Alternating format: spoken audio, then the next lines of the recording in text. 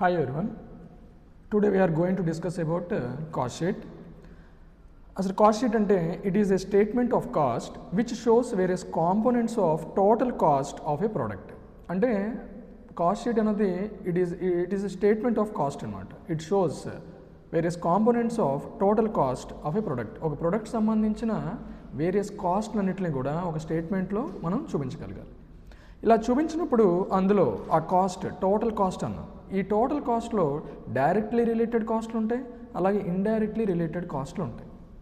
ఏంటి directly related cost?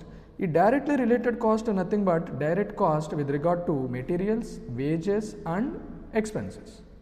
అంటే direct materials, direct wages and direct expenses, these are all combined together and called as directly related cost.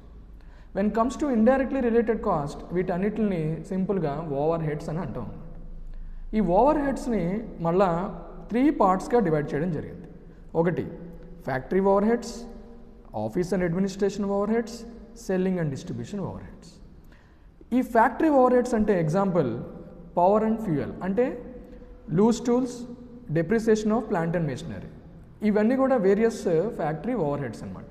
These are nothing but indirectly related expenses మనం ఫ్యాక్టరీలో incur చేసిన అన్నింటినీ కూడా మనం ఏమంటాం? Factory over heads అని అంటాం అనమాట. అలాగే office and administration overheads, ఇందులోకి ఏమొస్తాయంటే ఎగ్జాంపుల్గా salaries, postages, telegram charges, legal expenses etcetera. So office అంటే మనకి జనరల్ పర్పస్ ఆఫీస్లో మనం జరిగే ఎక్స్పెన్సెస్ అన్నిటిని కూడా office and administration overhead, these are all indirectly related to the product manufacturing అనమాట. And next selling and distribution overheads. These selling and distribution overheads ఇవి examples collection charges, samples and free gifts, advertisement expenses, depreciation of delivery van etcetera. అంటే ఇక్కడ marketing సంబంధించిన expenses అన్నీ కూడా selling and distribution overhead అనే cost సెక్షన్లో మనం చూపించడం జరుగుతుంది అన్నమాట.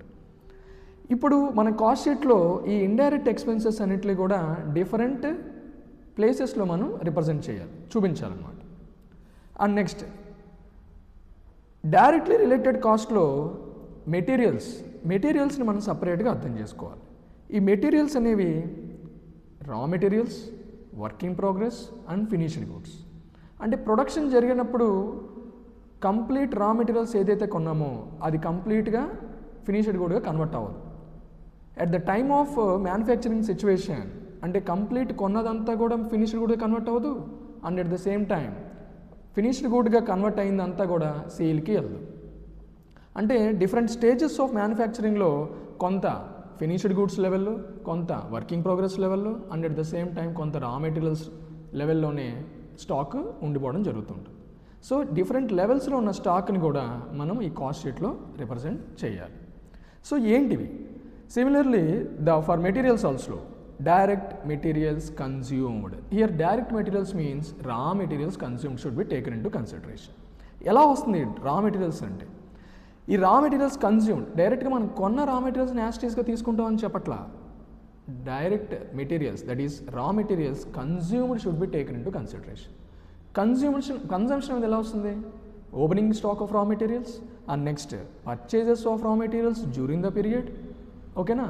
నెక్స్ట్ ఆ పర్చేస్ చేసిన తర్వాత ఏమైనా రిటర్న్స్ ఉంటే ఆ రా మెటీరియల్స్లో మనకు కావాల్సిందే ఒక్కొక్కసారి రావచ్చు, కావాల్సింది రాకపోతే మనం దానివల్ల రిటర్న్ చేయాల్సి వస్తుంది.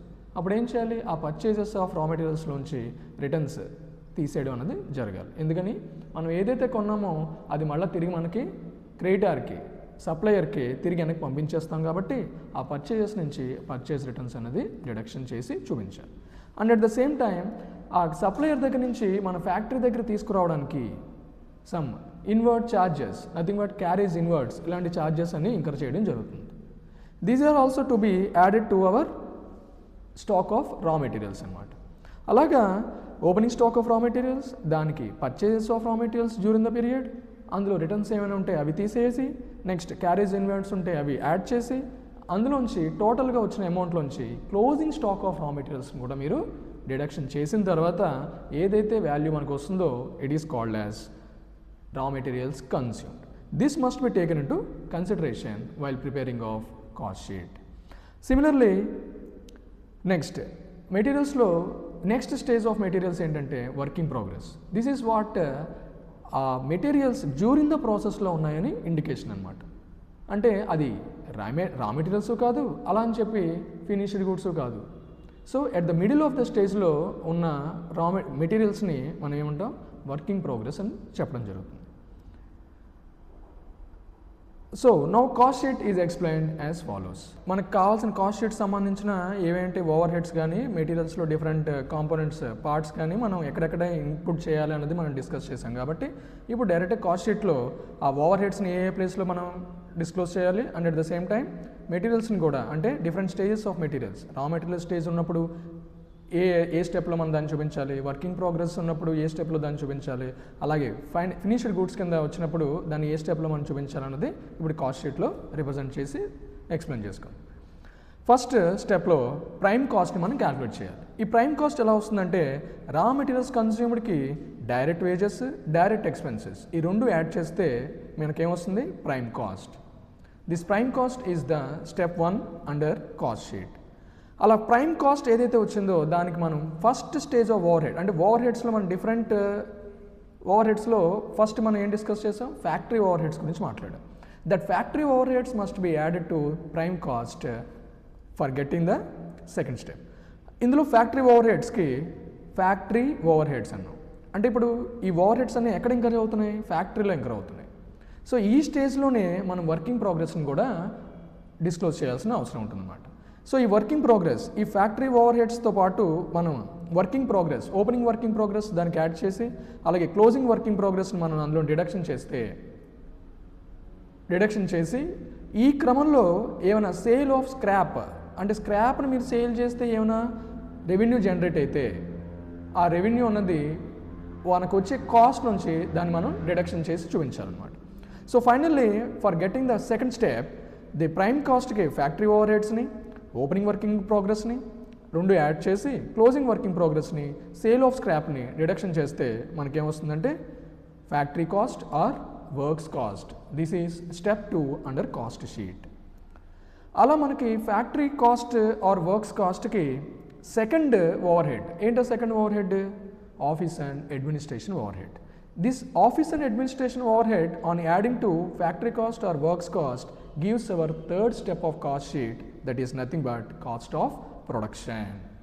And complete production cost ఎంత అన్నది ఈ థర్డ్ స్టెప్లో మనకి తెలుస్తుంది అనమాట. అలా కాస్ట్ ఆఫ్ ప్రొడక్షన్కి అంటే that cost of production is the production of goods incurred during the year. అట్లాగే లాస్ట్ ఇయర్లో కూడా కొంత ఫినిష్డ్ గూడ్స్ మిగిలిపోయి ఉంటాయి కదా. సో ఈ ఇయర్ ప్రొడక్షన్ కాస్ట్కి ఆ లాస్ట్ ఇయర్ మిగిలిపోయిన ఓపెనింగ్ స్టాక్ ఆఫ్ ఫినిష్డ్ గూడ్స్ని యాడ్ చేసి closing stock of finished goods మనం డిడక్షన్ చేస్తే మనకి కాస్ట్ ఆఫ్ గూడ్స్ సోల్డ్ అనేది మనకి రావడం జరుగుతుంది. అంటే యాక్చువల్గా cost of goods sold during the period అనేది స్టెప్ 4లో మనకి క్యాలిక్యులేషన్ చూపించడం జరుగుతుంది. అలా కాస్ట్ ఆఫ్ గూడ్స్ సోల్డ్ ఏదైతే మనం గూడ్స్ని సేల్ చేసామో దాని యొక్క కాస్ట్ ఈ స్టెప్లో డిటర్మైన్ చేయడం జరిగిందనమాట. నెక్స్ట్ ఫైనల్లీ మొత్తం ఓవర్ హెడ్స్లో నెక్స్ట్ ఓవర్ హెడ్ ఏంటి, selling and distribution overhead. That should be added for the step 4 value. అలా cost of goods sold which is obtained in the step 4 will be used to get cost of sales by adding selling and distribution overheads to the cost of goods sold. It is nothing but cost of goods సోల్డ్కి మీరు selling and distribution add చేస్తే మనకి cost of sales అనేది రావడం జరుగుతుంది. This is the cost of sales, అంటే మీరు sale చేసిన గూడ్స్కి యొక్క టోటల్ కాస్ట్ అనమాట.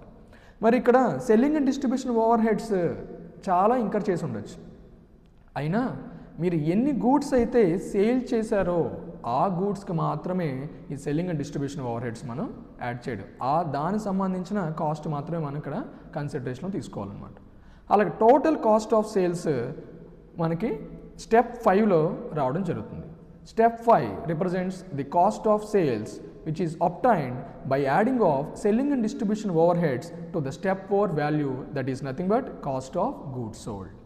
అలా కాస్ట్ ఆఫ్ సేల్స్ ఏదైతే వచ్చిందో ఆ వాల్యూకి మనం ఇప్పుడు మనకి రిక్వైర్డ్ ఉన్నటువంటి ప్రాఫిట్ మనం యాడ్ చేసి టోటల్ సేల్స్ ఫిగర్ అనేది డిటర్మైన్ చేయడం జరుగుతుంది అనమాట. So finally, the sales value will be obtained under step 6. This is what complete discussion on cost sheet. Thank you very much.